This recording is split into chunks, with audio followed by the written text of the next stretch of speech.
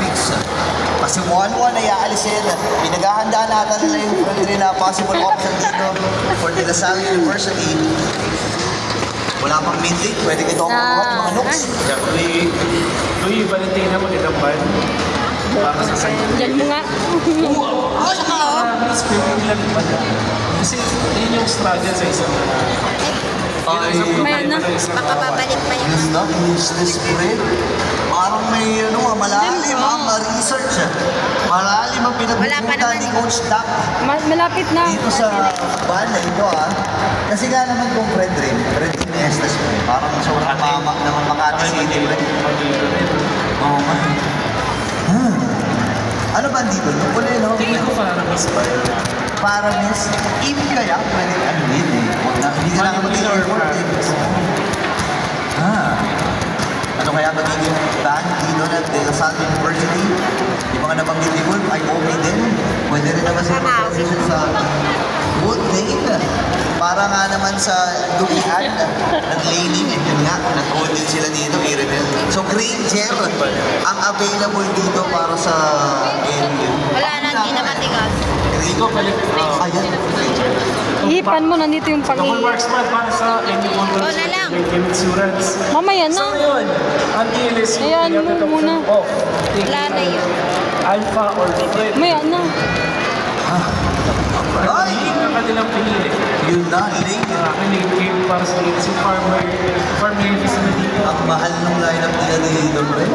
Parang lahat ating depende. Ano kaya magiging home nila dito? Dapat sa kasa, pre.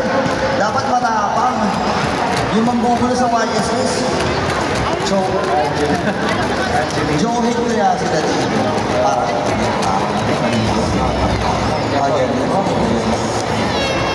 So, mid-lane choices para dito sa Bulldogs.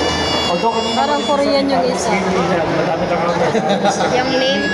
So, Valentina is not... Ay, may Ano? Chinese siguro. Nakita natin, direct yan, natutulungan. Parang ila. Ito, kanina mo pa ito sinasabi ko, pre. So, check siya sa 1-1, check siya sa first. Oh, ganda rin ang depensa.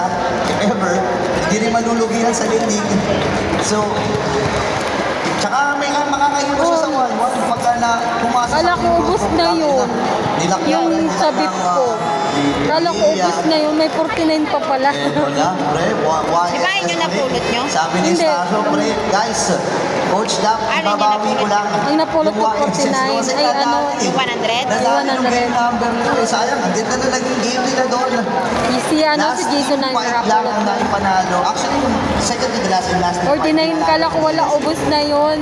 Pero Nag-load ako ng 100. Klaseng papahilan. Pagpunta namin Baclaran. Meron silang blue. Ay, ano, Meron sila dito Kalea. Divisoria. Dilvelia, naging icing doon sa... Kala ko wala na. May ano pa pala, 49. Interesting dito is, paano gagamitin? Nagpulot din yan ni Jason. 1-1. May ano din siya, may laman. Kasi sinabi natin, 117 yata yun? ay ang kanilang early game.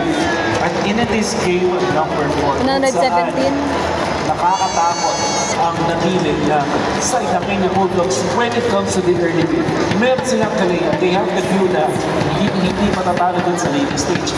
In fact, all of the lates that PLSU play, tinitid lamang sa early game. Wow, mabigat na testament ito at mabigat na statement para dito sa Wala tayong TLSU ano. kasi